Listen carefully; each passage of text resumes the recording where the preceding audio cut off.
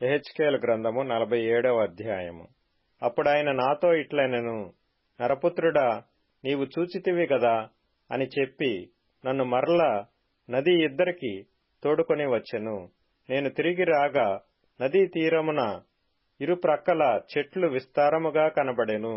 అప్పుడాయన నాతో ఇట్లనెను, ఈ నీళ్లు ఉబికి తూర్పుగానున్న ప్రదేశమునకు పారి అరబాలోనికి దిగి సముద్రములో పడును.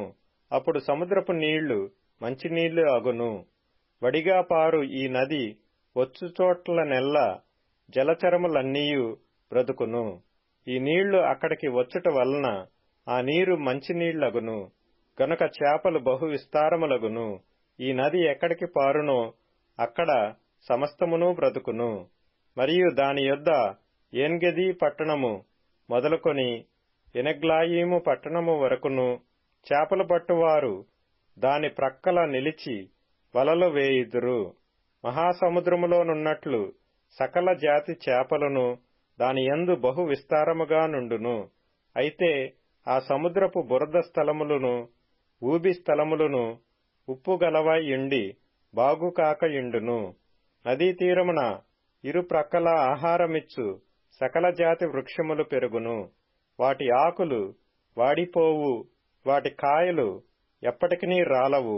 ఈ నది నీరు పరిశుద్ధ స్థలములో నుండి పారుచున్నది గనుక ఆ చెట్లు నెల నెలకు కాయలు కాయును.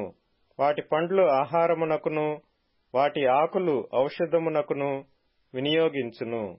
ప్రభువైన యెహోవా సెలవిచ్చినదేమనగా, సరిహద్దులను బట్టి ఇశ్రాయేలీల 12 గోత్రముల ప్రకారము మీరు స్వాస్థ్యముగా పంచుకొనవలసిన భూమి ఇది. యోసేపు సంతతికి 2 భాగములు ఇయ్యవలెను. నేను ప్రమాణము చేసి మీ పితరులకు ఈ దేశము ఇచ్చితిని గనుక ఏమీయూ భేదము లేకుండా మీలో ప్రతివాడును దానిలో స్వాస్థ్యము నొందును. ఈలాగున అది మీకు స్వాస్థ్యమగును. ఉత్తర దిక్కున సెదాదునకు పోవు మార్గమున మహాసముద్రము మొదలుకొని హెత్లోను వరకు దేశమునకు సరిహద్దు. అది హమాతునకును బేరోతాయునకును దమస్కు సరిహద్దునకును హమాతు సరిహద్దునకును మధ్యనున్న సిబ్రయీమునకును హవ్రాను సరిహద్దును ఆనుకొను మధ్యస్థలమైన హాజేరునకును వ్యాపించును. పడమటి సరిహద్దు హసరేనాను అను దమస్కు సరిహద్దు పట్టణము. ఉత్తరపు సరిహద్దు హమాతు. ఇది మీకు ఉత్తరపు సరిహద్దు. తూర్పు దిక్కున హవ్రాను దమస్కు గిలాదులకును ఇశ్రాయేలీల దేశమునకును మధ్య యొర్దాను నది సరిహద్దుగా ఉండును. సరిహద్దు మొదలుకొని తూర్పు సముద్రము వరకు దాని కొలువవలెను. ఇది మీకు తూర్పు సరిహద్దు. దక్షిణ దిక్కున తామారు మొదలుకొని కాదేషు నొద్దనున్న మెరీబా ఓటల వరకును నదీ మార్గమున మహాసముద్రమునకు మీ సరిహద్దు పోవును. ఇది మీకు దక్షిణపు సరిహద్దు. పశ్చిమ దిక్కున సరిహద్దు మొదలుకొని హమాతునకు పోవు మార్గము వరకు మహాసముద్రము సరిహద్దుగా ఉండును. ఇది మీకు పశ్చిమ దిక్కు సరిహద్దు. ఇశ్రాయేలీల గోత్రముల ప్రకారము ఈ దేశమును మీరు పంచుకొనవలెను. మీరు చీట్లు వేసి మీకును మీలో నివసించి పిల్లలు కనిన పరదేశులకును స్వాస్థ్యములను విభజించినప్పుడు ఇశ్రాయేలీలలో దేశమందు పుట్టిన వారినిగా ఆ పరదేశులను మీరు ఎంచవలెను. ఇశ్రాయేలీలు గోత్రికులతో పాటు తామును స్వాస్థ్యము నొందునట్లు మీవలే వారును చీట్లు వేయవలెను.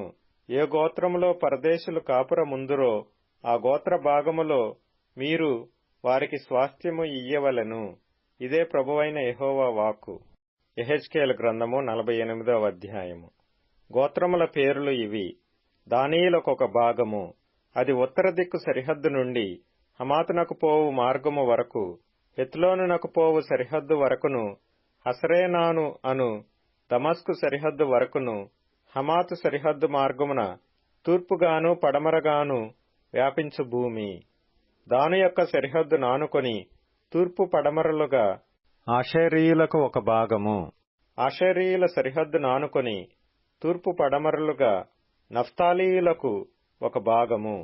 నఫ్తాలీ సరిహద్దును ఆనుకొని తూర్పు పడమరలుగా మనష్షేయులకు ఒక భాగము. మనష్షేయుల సరిహద్దును ఆనుకొని తూర్పు పడమరలుగా ఎఫ్రామీయులకు ఒక భాగము. ఎఫ్రామీయుల సరిహద్దును ఆనుకొని తూర్పు పడమరలుగా రూబేనీయులకు ఒక భాగము. రూబేనీయుల సరిహద్దును ఆనుకొని తూర్పు పడమరలుగా యూదావారికి ఒక భాగము.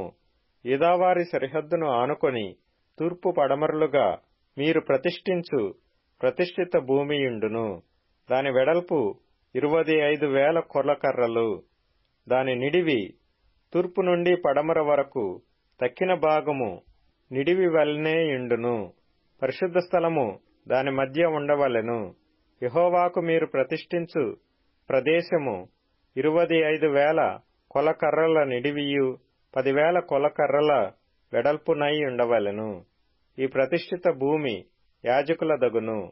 అది ఉత్తర దిక్కున 25,000 కొలకర్రల నిడివియు పడమటి దిక్కున 10,000 కొలకర్రల వెడల్పును, తూర్పు దిక్కున 10,000 కొలకర్రల వెడల్పును, దక్షిణ దిక్కున 25,000 కొలకర్రల నిడివియు ఉండవలెను. యెహోవా పరిశుద్ధ స్థలము దాని మధ్య ఉండును. ఇది సాదోకు సంతతి వారై నాకు ప్రతిష్ఠింపబడి నేను వారికి అప్పగించిన దానిని కాపాడు యాజకుల దగును. యాలయనగా ఇశ్రాయేలీయులు నన్ను విడిచిపోగా మిగిలిన లేవీయులు విడిచిపోయినట్లే వారు నన్ను విడిచిపోలేదు. ప్రతిష్ఠిత భూమి యందు లేవీయుల సరిహద్దు దగ్గర వారికొక చోటు ఏర్పాటగును. అది అతి పరిశుద్ధముగా ఎంచబడును. యాజకుల సరిహద్దును ఆనుకొని లేవీయులకొక చోటు నేర్పాటు చేయవలెను. అది 25,000 కొలకర్రల నిడివియు 10,000 కొలకర్రల వెడల్పునై ఉండును. దాని నిడివి అంతయు 25,000 కొలకర్రలను, వెడల్పంతయు 10,000 కొలకర్రలను ఉండును. అది యెహోవాకు ప్రతిష్ఠితమైన భూమి గనుక దానిలో ఏ మాత్రపు భాగమైనను వారు అమ్మకూడదు, బదులుగా ఇయ్యకూడదు. ఆ భూమి యొక్క ప్రథమ ఫలములను ఇతరులను అనుభవింపనీయకూడదు.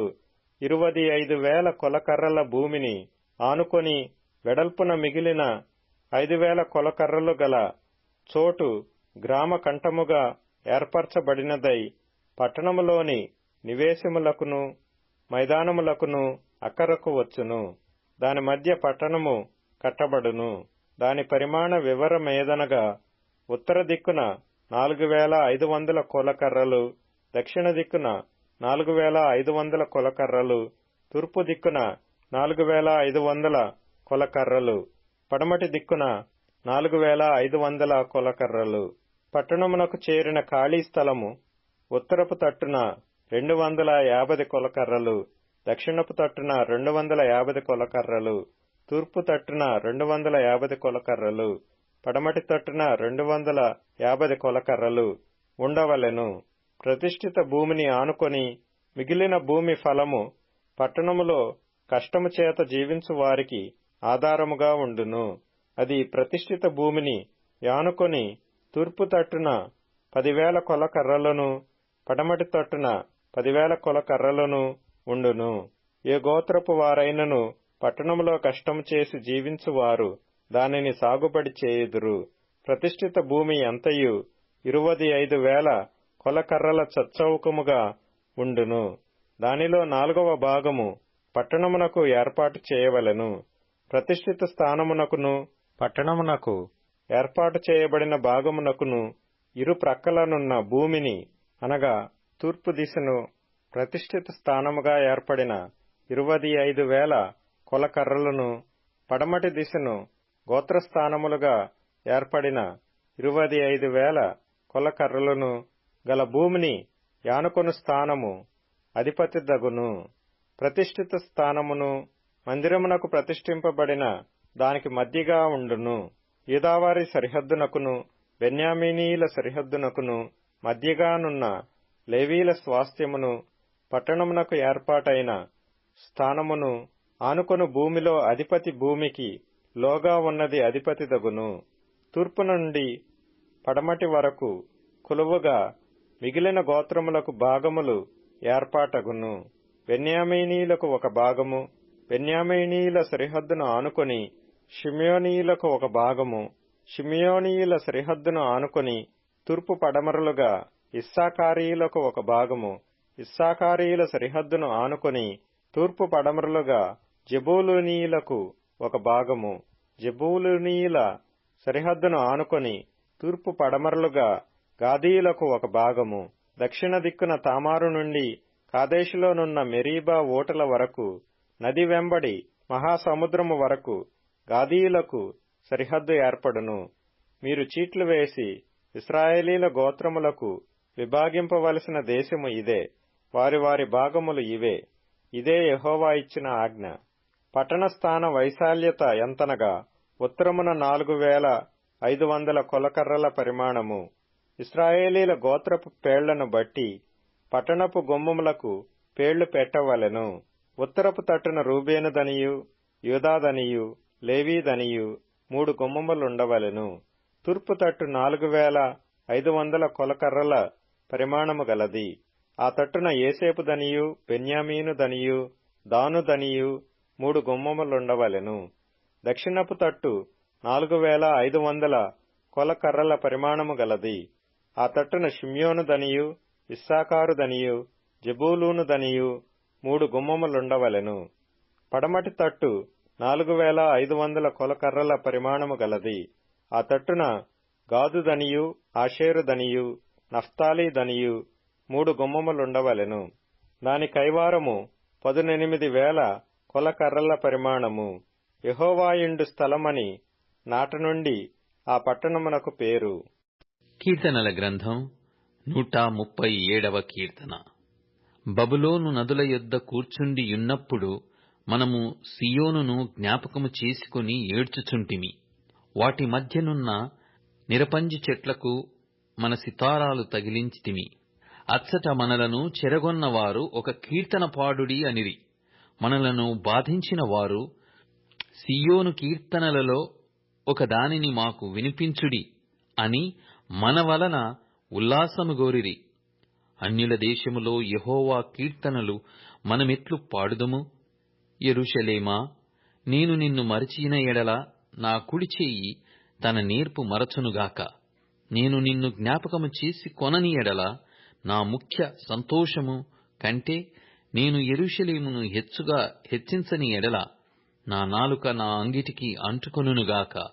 సామెతల గ్రంథం 29వ అధ్యాయము. దేవోక్తి లేని ఎడల జనులు కట్టులేక తిరుగుదురు. ధర్మశాస్త్రము ననుసరించువాడు ధన్యుడు. దాసుడు వాగ్దండన చేత గుణపడడు. తాత్పర్యము తెలుసుకొన్నను వాడు లోబడడు. ఆతురపడి మాటలాడు వాని చూచితివా? వానికంటే మూర్ఖుడు సులువుగా గుణపడును. ఒకడు తన దాసుని చిన్నప్పటి నుండి గారాభముగా పెంచిన ఎడల తుదిని వాడు కుమారుడుగా ఎంచబడును. యోహాను రాసిన మొదటి పత్రిక 4వ అధ్యాయము. ప్రియులారా, అనేకులైన అబద్ధ ప్రవక్తలు లోకములోనికి బయలువెళ్ళియున్నారు గనుక ప్రతి ఆత్మను నమ్మక ఆయా ఆత్మలు దేవుని సంబంధమైనవో కావో పరీక్షించుడి. యేసుక్రీస్తు శరీరధారి అయి వచ్చెనని ఏ ఆత్మ ఒప్పుకొనునో అది దేవుని సంబంధమైనది. ఏ ఆత్మ యేసుని ఒప్పుకొనదో అది దేవుని సంబంధమైనది కాదు. దీనిని బట్టియే దేవుని ఆత్మను మీరెరుగుదురు. క్రీస్తు విరోధి ఆత్మ వచ్చునని మీరు వినిన సంగతి ఇదే. ఇదివరకే అది లోకములో ఉన్నది. చిన్నపిల్లలారా, మీరు దేవుని సంబంధులు. మీలో ఉన్నవాడు లోకములో ఉన్నవాని కంటే గొప్పవాడు గనక మీరు వారిని జయించియున్నారు. వారు లోక సంబంధులు గనక లోక సంబంధులైనట్టు మాటలాడుదురు. లోకము వారి మాట వినును. మనము దేవుని సంబంధులము. దేవుని ఎరిగిన వాడు మన మాట వినును. దేవుని సంబంధి కానివాడు మన మాట వినడు. ఇందువలన మనము సత్యస్వరూపమైన ఆత్మ ఏదో భ్రమపరచు ఆత్మ ఏదో తెలుసుకొనుచున్నాము. ప్రియులారా, మనము నొకనినొకడు ప్రేమింతుము. ఏలయనగా ప్రేమ దేవుని మూలముగా కలుగుచున్నది. ప్రేమించు ప్రతి వాడును దేవుని మూలముగా పుట్టినవాడై దేవుని ఎరుగును. దేవుడు ప్రేమ స్వరూపి. ప్రేమ లేనివాడు దేవుని ఎరుగడు. మనము ఆయన ద్వారా జీవించున్నట్లు దేవుడు తన అద్వితీయ కుమారుని లోకములోనికి పంపెను. దీనివలన దేవుడు మన యందుంచిన ప్రేమ ప్రత్యక్షపరచబడెను. మనము దేవుని ప్రేమించితిమని కాదు, తానే మనలను ప్రేమించి మన పాపములకు ప్రాయశ్చిత్తమయ్యుండుటకు తన కుమారుని పంపెను. ఇందులో ప్రేమయున్నది. ప్రియులారా, దేవుడు మనలను ఈలాగు ప్రేమింపగా మనమొకనినొకడు ప్రేమింపబద్ధులమై ఉన్నాము. ఏ మానవుడును దేవుని ఎప్పుడునూ చూచియుండలేదు. మనమొకనినొకడు ప్రేమించిన ఎడల దేవుడు మన యందు నిలిచియుండును. ఆయన ప్రేమ మన యందు సంపూర్ణమగును. దీనివలన మనమాయన యందు నిలిచియున్నామనియు ఆయన మన యందున్నాడనియు తెలుసుకొనుచున్నాము. ఏలయనగా ఆయన మనకు తన ఆత్మలో పాలు దయచేసియున్నాడు. మరియు తండ్రి తన కుమారుని లోకరక్షకునిగా ఉండుటకు పంపియుండుట మేము చూచి సాక్ష్యమిచ్చుచున్నాము. యేసు దేవుని కుమారుడని ఎవడు ఒప్పుకొనునో వానిలో దేవుడు నిలిచియున్నాడు, వాడు దేవుని యందున్నాడు. మన ఎడల దేవునికి ఉన్న ప్రేమను మనమెరిగిన వారమై దాని నమ్ముకొని ఉన్నాము. దేవుడు ప్రేమ స్వరూపి అయి ఉన్నాడు. ప్రేమ యందు నిలిచియుండువాడు దేవుని యందు నిలిచియున్నాడు, దేవుడు వాని యందు నిలిచియున్నాడు. తీర్పు దినమందు మనకు ధైర్యము కలుగునట్లు దీనివలన ప్రేమ మనలో పరిపూర్ణము చేయబడి ఉన్నది. ఏలయనగా ఆయన ఎట్టివాడయ్యున్నాడో మనము కూడా ఈ లోకములో అట్టివారమయ్యున్నాము. ప్రేమలో భయముండదు. అంతేకాదు, పరిపూర్ణ ప్రేమ భయమును వెళ్లగొట్టును. భయము దండనతో కూడినది. భయపడువాడు ప్రేమయందు పరిపూర్ణము చేయబడినవాడు కాడు. ఆయనే మొదట మనలను ప్రేమించెను గనుక మనము ప్రేమించుచున్నాము. ఎవడైనను నేను దేవుని ప్రేమించుచున్నానని చెప్పి తన సహోదరుని ద్వేషించిన ఎడల అతడు అబద్ధికుడు అగును. తాను చూచిన తన సహోదరుని ప్రేమింపనివాడు తాను చూడని దేవుని ప్రేమింపలేడు. దేవుని ప్రేమించువాడు తన సహోదరుని కూడా ప్రేమింపవలెనను ఆజ్ఞను మనమాయన వలన పొందియున్నాము.